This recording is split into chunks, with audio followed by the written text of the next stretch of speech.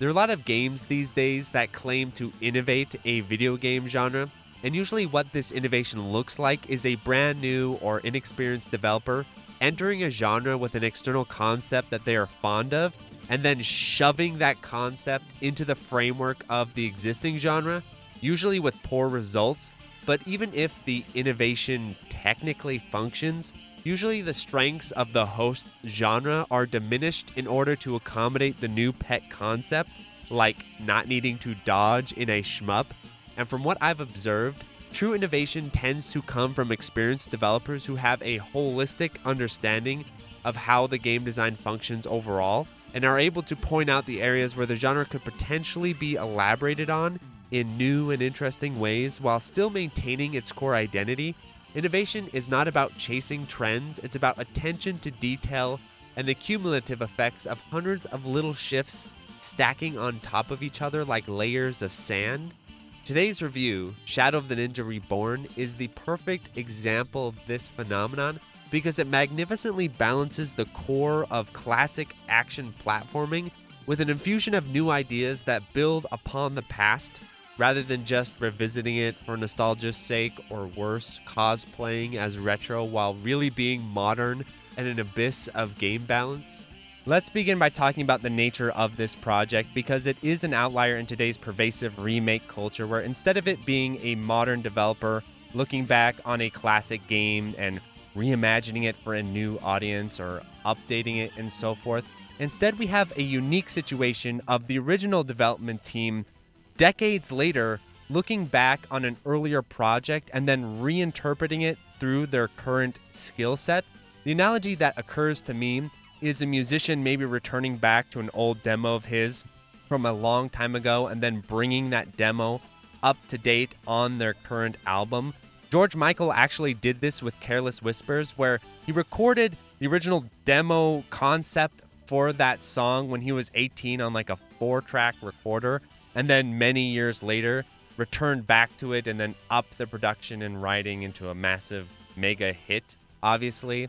I think that is kind of the comparison to make here because according to the developer interview, 2/3 of this game are brand new original content, and the scope and ambition of Shadow Reborn is a lot larger and a lot more interesting than the original NES version. And since they are the original creators, they obviously have a much deeper understanding of where the game could have gone if they were more skilled than, let's say, an outside developer, where even though I think The Weeknd is an awesome artist, it wouldn't be the same thing if The Weeknd got a hold of the Careless Whisper demo and then did his own version of the song. I'm sure it would be cool, but it is not the same thing as the original artist revitalizing their own work. And so I think that is kind of the best way to understand Shadow Reborn. So as much as I think it would be interesting to compare it to the NES version, for the rest of this review, I will basically treat it as a new game because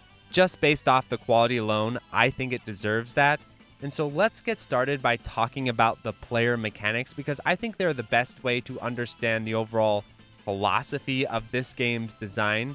And what I love about them is that they're this perfect balance between that classic Castlevania, Ghosts N Goblins, restricted, high commitment, memo heavy, arcade game style of player mechanics, but with the versatility of a more modern, expanded moveset. What sets Shadow Reborn apart from a lot of modern action platformers that come out now is that even though it has this big expanded moveset compared to classic arcade platformers, there are significant trade-offs and limitations for all the options. That is something that modern action platformers really struggle with, where because they're just this big mishmash of different mechanics that aren't really all that balanced, usually you find one mechanic or two or one playstyle or two that becomes very dominant and just kind of overrides the rest of the game design. And it doesn't have that weight and depth of classic arcade platformers. So the first mechanic to demonstrate this is the basic sword swing. So the things I like about the sword is there's multiple properties to how the sword works. First of all, the flames are this limited projectile that come out, and that is really cool because it adds more range to your basic sword slash. in a lot of these types of games, if you have ranged weapons, the sword slash becomes a liability just because of how short range it is. So having that little extension of range adds versatility, but with the trade-off of damage, because while you're further away, sure, you're safer, but you're not doing as much damage, where if you come in to physical sword range, where you're hitting with both the flames and the sword, they stack upon each other and create a point blanking effect like a shmup, and it has a very similar shmup dynamic, like something like Ketsui, where further away with your Autofire, you're safer, but when you get close up and you point blank, you do more damage. And this is distinctive from a game like Ninja Gaiden 3, where yes, you get a sword extension in that game, but hitting with the tip of the sword is the same as hitting with the base of the sword. So naturally, the best strategy is just to hit at full range all the time, because you're going to get the damage and the safety. But with this system, you have to do that risk reward. If you want the range, you're going to have to give up the damage. If you want the damage, then you're going to have to take a risk and get closer. And just to add that little bit of extra fun, on top of that, they have this icing mechanic of pushback, where if you hit with your physical sword, that pushes the enemy back away from you. So you can't even do that extended range tipper with the physical sword, because you have to keep advancing forward because of the pushback. So it creates a really interactive style of spacing of this game, where you find yourself moving and advancing towards things a lot. Even though you can hit things at a distance, it's like a shmup, where if you have a smaller sort of popcorn enemy, are you going to take them out at a distance with the fire? No problem. But if they're a bigger, heavier enemy you want to take out, like those spider tanks that drop down, then you want to run up and DPS kill it as quickly as possible to get screen control, advance through, especially when you get the time attack factored in. This becomes a major meta of time attack, is point blanking with the sword system. So something as basic as the sword of this game is a lot more developed than its peers, and a lot more developed than even modern stuff coming out now, because you have this ranged damage risk reward system. And that's just the sword. Now let's go on to the next key mechanic of the game, the grappling hook, which I'll call the whip, because I like to call these types of mechanics whips. I know it's a grappling hook, but because of Castlevania, I like to call these whips. So the cool thing about the grappling hook whip mechanic of this game is they did end up adding that 8-directional versatility that you see in later Castlevanias that I do like. And why I like the 8-directional versatility is it allows more vertical interaction. I think that is something the later Castlevanias got right, because you've got all this screen space. It's nice to use all of it rather than just go left and right. It's nice to use all of the screen like a shmup. You use the whole screen. And so I do like the 8-way firing mechanic, but the problem you have with the 8-way directional that we see in kind of like Castlevania 4 is if it isn't balanced, if it's just a matter of walking around and whipping, you lose that spacing game, you lose that routing game, because you're too versatile. Now you can just reach anything at any time. Doesn't matter where you are, doesn't matter where the enemy is, it's all good. Well, this game, Shadow Reborn, thought about this problem and found a very nice middle ground solution, blended design. There's a lot of blended design in this game that I really appreciate, the whip being a big one, where yes, you can aim in 8 directions, but only 5 directions while grounded. And grounding is like the safe version of neutral of this game. Like, you want to be on the ground if you can, because it's safer. So you can only go in 5 directions while grounded. And if you want to hit something lower, then you have to commit to a little bit of a jump. And just the fact of you having to commit to a jump makes routing more classic, because there's a lot of places where maybe you want to jump, but you can't, or you have to plan the jump. You have to think this through. There's that natural trade-off. And then on top of that, another trade-off is you can't just hit things with the tip of your grappling hook or whip. I mean, you can, but the problem is that pushback, just like on the sword. So if you hit with just the tip of the whip, if it's a popcorn enemy, that's fine. But if it's a larger enemy, what can often happen is they can punish you, literally, because you hit them with the tip, they push back, they fire a bullet at you, and you get counter hit by their bullet during the recovery of the whip. That's another nice thing about the whip. It has this big recovery. So it is a commitment. You have to commit to it. Where if something's close to you, it's safer and probably more damaging to use your sword point blank. But if it's in a situation where you can't reach it with the sword, it's at a crazy angle, here comes the whip. Not only do they incentivize you to hit at a close mid-range, at a precise angle with pushback, but also because of the multi-hit property. This is that type of attention to detail that comes with a lot of experience, I think. Like a new team making this mechanic, I don't think they would sit down and figure out, hey, how do we balance this whip? Well, why don't we give it a multi-hit property? And the multi-hit is the secret sauce of this mechanic, because all on your own, all naturally, the whip will start to incentivize you to get closer and closer to things because you want those extra hits. A very easy example of this is on the second to final boss, where he has the pattern where he jumps and throws down the flames. Well, you can get further away from the flames more safely if you just hit with the tip of the whip, but then you have to go through the pattern more times, and if you're playing for time, a time attack, you definitely want faster kill, so you can actually get that extra hit if you get right up close to that flame, and you find yourself naturally starting to do this. They are juicing every bit of depth they can from these core mechanics, and what I also love about the balance of this game is just on these two core mechanics alone, your sword and your whip, you can beat the game, and you can play the game, and the game feels satisfying just with these two core mechanics, whip and sword, classic. And then on top of that, they build the other systems, but they make sure to nail the core foundation. Modern developers, nail the core foundation. Whip and sword should be viable just together, and they are, and it feels great, and it's very fun. And I do think it's a shame there isn't like an official whip and sword run. We'll talk about that more in the critiques, but I love how satisfying it is just to play the core game with just these two mechanics, trading them off, knowing when to use which, and they complement each other so well. This game has such a great blend between that sort of Ninja Gaiden sword style and the Castlevania whip grappling hook that I haven't seen other games pull off. Usually one mechanic overrides the other. Usually it's all about the sword or it's all about the whip. Very rarely, or if ever, do you see a game blend the two and balance them so well. And I think Shadow Reborn is fantastic at this, and it's one of my favorite things about it. But that's just the beginning, because we got a whole lot of other things that the player can do.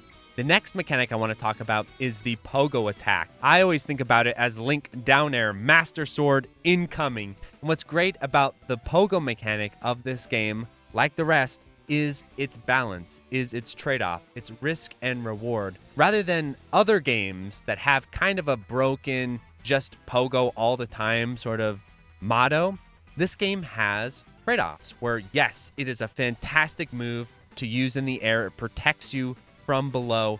But the trade-off is first of all, it has startup and it has recovery on whiff. The startup means you can't just jump and instant air pogo into things, or just if you're really close to an enemy, just drop into a pogo. You need to set it up. And then my favorite thing is there is a whiff punish. This is some straight up fighting game, Super Smash Bros. Meta, where if you miss the Link down air, if you miss the pogo, oh boy, here comes the punish. And the way it works in this game is actually really funny, where if you land, you go into this animation of you standing on the sword, and then you have to sort of fall off the sword. What is great about this is it doesn't make the down air the default move. It doesn't just make it you're falling down, here comes the pogo. I like that you have to consider it, because if you drop down, either spacing or in a fight, you're gonna have recovery. But if you manage to land the hit, then it resets back to a neutral jump. And so one of the coolest techniques of this game is you land the pogo, and then you either go into a twirl or go into a falling slash, or you go into other options out of the pogo. A great example is the military guys that you fight, where if you just default to doing pogo over and over, not only will you might get punished by their charging attack or their jumping attack, but also you're going to miss out on more effective punishes like down air, into hover, into sword slash behind the guy's back. It has to be routed and planned for versus just being the default thing you do every time you jump, every time you fall to the ground. Oh, you're fine, you're covered, the hitbox is there. I like that there's this trade-off because it keeps the low recovery neutral jump still valid and in play like a fighting game. And speaking of jumps, let's cover the other jump mechanic, which is the hover. The first thing I like about the hover mechanic is that it is not a double jump. Double jumps are fine in their time and place, but I like the lack of double jump here because it emphasizes that commitment. And so to offset that commitment, to give you a little bit of wiggle room, you have the hover mechanic. The hover mechanic also has trade-offs. The first one being that it doesn't start up right away, and the second one being an even bigger one, it doesn't cool off right away. So you can't just use the hover to get around the level and get around to walls and edges like you can in like Donkey Kong Country 2 and so forth. Hovering is not the default maneuver that you just do. You have to commit to it, you have to time it, and you have to choose when to end it. And what's interesting that you might not know is you can actually extend the hover by mashing jump as you're hovering. It will extend it further, not indefinitely, but it will extend it further. So you do get that little bit of granularity, but the delay between dropping and mashing isn't one-to-one. It isn't like Donkey Kong Country where as soon as you let go of Y, the hover ceases. There is that delay. Same thing with the jump startup of this game. Jumps are not immediate. There is a warm-up before you get into the air. And why I like the delays in the jumping and hovering system and the pogos and all the kind of air mechanics of this game is I like how ground-focused Shadow Reborn is. It gives it a fighting game beat-em-up feel, where being in the air is a commitment. It's a risk. It's a powerful option, but the default, the safe option is staying on the ground.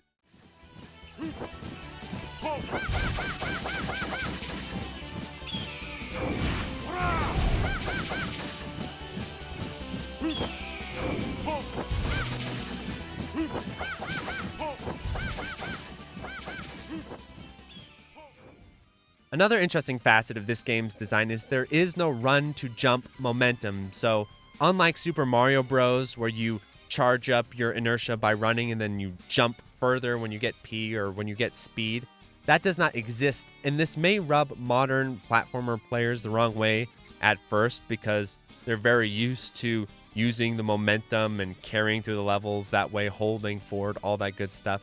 But why this is a great design choice is because this game is a lot more combat focused, and having a set jump makes jumping while in combat a lot more reliable, like a beat 'em up. It gives a more beat 'em up style jump, a more fighting game style jump where you have a fixed arc. It's reliable. Again, that more classic commitment style design is still intact while giving you more versatile options, and having that fixed jump arc and having no momentum definitely plays into that. And the final player mechanic that I really want to talk about is this game's item system. I'm very curious what other reviewers are going to say about this item system because I can see it probably getting criticized, but I defend it fully. Here's why. First of all, I love that this game uses real time for the items, that you can't just pause the menu, halt the combat, time out, let's take a little break, let's instantaneously heal in the safety of the menu, or let's instantaneously apply this or that property, get this weapon ready, whatever it is. I like when items have to take place in real time. If Dark Souls has taught us anything, if Resident Evil 5 has taught us anything, it's that action games and real-time item use go very well together because now there's consequences. Now there's a price to pay. Where if you're in the middle of a boss fight and you need to heal, you have to find an opening. You have to find somewhere safe. You have to drop a punish. There is a risk reward. There is a trade-off. And then even with time attack, even with going through the stages, having to organize your items and organize your inventory, I think doing that in real time and making that an actual action game mechanic is way more interesting, especially when you get into the meta of have to find auto-scrolling openings. Like there's a part in stage 4 where you're going down in the elevator. During time attack, I'm sitting there organizing my inventory during that bit of downtime. So it turns downtime from just wasted space to an active opportunity. That's not something you would see being able to pause the game. And so on those grounds, I love this trend that action games are going in because it integrates items with routing. It's a little slice of active time battle from Final Fantasy. If we're going to have menus, at least make them active. That's my position. I like it being more active. I like it being something that actually has stakes. Like during the final boss, I'm sitting there trying to get a fish out of inventory and the dragon's coming at me and I've got a little bit of health. That tension, it's way more interesting and cool than just the safety of a menu. So keeping everything inside the game, keeping it active, avoiding pauses. I hate pauses. If I had my way, games wouldn't have pauses. The less the game pauses, the better, the more pure its design. Pauses ruin video games. Okay, anyway, but I'm really glad that this game does not force you to pause. It keeps you going. That is a very forward-thinking approach to the item system, where if this was just traditional, they actually would go back to the old school, Zelda style, press start, go around. So the fact that they're bringing in these more modern design sensibilities in this fashion, I think here's an example of a good one. The lack of pause, the war on pause, I'm all about it. So big fan of the item system. So I want to keep the length of this review reasonable, and I felt the player mechanics would be the key point of discussion for a lot of players looking at this game. So these other aspects of its design, I want to talk about more, but bandwidth-wise, we're going to have to gloss over them a little bit. So the level design of this game is excellent. I love the overall run length of the game, and what I love about the level design is the way it integrates with the stage timer.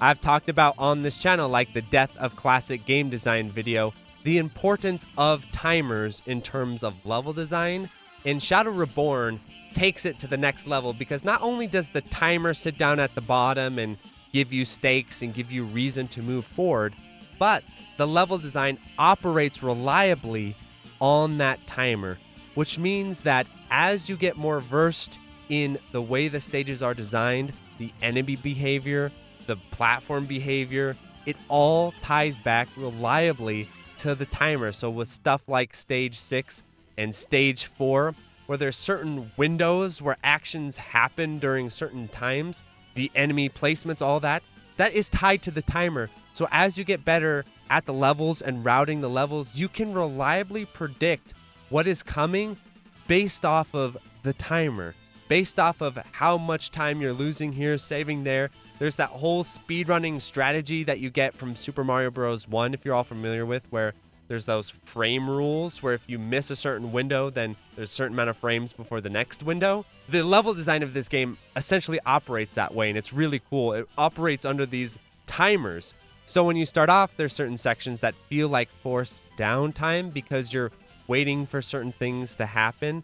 But it turns out, with really good routing, and I haven't even optimized this game's routing, obviously, a lot of these sections can actually be smoothly played through if you're playing on the correct pace, where things will line up reliably at the same time every time. If you land the jump there, if you get on the platform in time, you can get through the stage at a much faster pace than if you're just playing for survival. And it gives the game's run length this great elasticity, where if you're a newer player, more casual player, the game is going to feel longer. It's going to feel more extensive. You're going to be going through the sections, working through the sections longer. But as you get better at the game, you start routing the game, all of a sudden, a lot of that downtime starts to go away, and full runs become a lot more reasonable. And so if you want to get through the full run faster and more reliably, learning, memorizing, playing more efficiently is actually rewarded. I love that sort of design. And again, it's that great compromise between having that rigid memorization level structure with flexibility. There's a lot of depth and dynamics to the overall stage design. It's one of my favorite action platformers, if not my favorite action platformer in terms of just playing runs through it. It was addictive. As I was sitting and working on the review, I was like, well, I'll just time attack all the stages. So when the game releases, you can see me on the leaderboards. Yeah, world record holder, baby.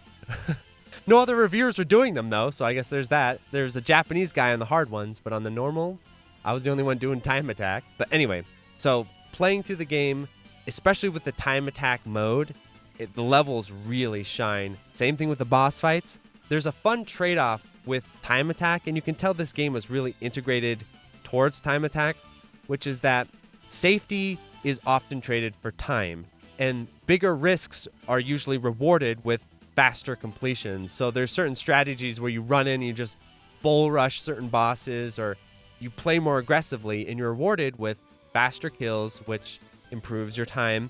It's a very addictive, fun way to play the game, and I absolutely recommend once you play through the arcade mode, don't just stop there. Start playing time attack, because that really is a deep built-in performance evaluation system. This is what I like to see. This is what separates modern action games apart from ones of the past. That's a good thing, because in the past there was no such thing as online leaderboards. Now we have them. These types of games need to utilize them. I like to see them utilized here, especially because a lot of action platformers still don't have built-in leaderboards, built-in performance analysis to this level with the time attack mode. And it's cool that it's built into the game, so you don't have to go to speedrun.com or whatever. Funnily enough, that leads into my first critique, actually, that is painfully obvious, where if you go into the time attack menu, there is a glaring omission, which is great. You have the stage time attacks. Stage time attacks are fun, but the real mode is not there, which is the full game time attack. This whole game especially is made to be played in one sitting. It's made to have overall run routing where you can take items from the first stage to the last stage. You can route the entire run. Not having a full game time attack option is ridiculous, and it's a real oversight. That is the first thing. If I could get something changed, I would say get that in there. That can't be that hard. We need a full game time attack, because this is how people are going to want to play it. Yeah, it's cool to grind out individual stages, but that's not how people usually speedrun these types of games. Of course you want a full game run. That adds the whole dynamic element to this style of gameplay. So it not being there, I think, is a huge oversight, especially because you can tell how much this game is oriented towards time attack. There needs to be a full game time attack, straight up. Another critique I have is there needs to be a full-fledged practice mode, especially because they already have built-in checkpoints. When you play arcade mode, each section of the game has a checkpoint, and you actually can create this sort of bootleg checkpoint system where if maybe there's a certain section of the game that you're having trouble on, you can intentionally die in that section and then exit out and then have that checkpoint be there in the continue. So there is a checkpoint system in the game. They made it. They just need to make it accessible menu-wise as a formal practice mode, because in a game that's focused on point blanking, routing, memorization, and saving time performance-wise, having a practice mode is going to go a long way, because otherwise grinding out like the back half of stage 6 or like certain boss fights during time attack, that's a huge pain in the ass and unnecessary. And on top of that, when you're in arcade mode, there's certain times when you're learning it, especially early on, you want to just restart the checkpoint, and you can if you kill yourself, but there is no like press start, restart the checkpoint. Again, something very simple to the UI that they should add. There's a lot of stuff like this with Shadow Reborn, where the fundamental core of the game is really strong, but there's some obvious oversights with the UI and infrastructure of the game. So no overall time attack, no practice mode, no multiple binds or Autofire setup in the control config. Funnily enough, because on the PC version there is the controller setup and the keyboard setup, I made my own sort of bootleg version of this by auto-firing onto the keys and then mapping the keys onto my extra buttons on my arcade stick. But let's just make it formal in the game, especially in a game that has mashing elements where you mash to extend the hover. You also mash to extend the wall climb. I don't know how many of you will pick up on that at first. It actually took me a while to pick up on that. But if you just keep mashing jump while you're climbing walls, you will climb all the way to the top. But in order to save your hands, I just set up a secondary jump button and auto-fired it, M2 style. It should have an M2 style control config. This is a genuine arcade style game with mashing, okay. Give us the built-in auto-fire, give us the multiple binds M2 style. Just make the UI M2 style overall. Like everything about the UI could be improved along these lines. And so final thoughts on Shadow Reborn. This is easily the best game I've played all year. This is a massive recommendation from me. This is the exact direction I like to see this genre moving in. I love its blend of classic dedication, routing, enemy interaction, all these arcade dynamics, but with that versatility and with that little bit of playfulness with the item system and the item routing. There's going to be a lot of fun stuff you can do with that, I am sure.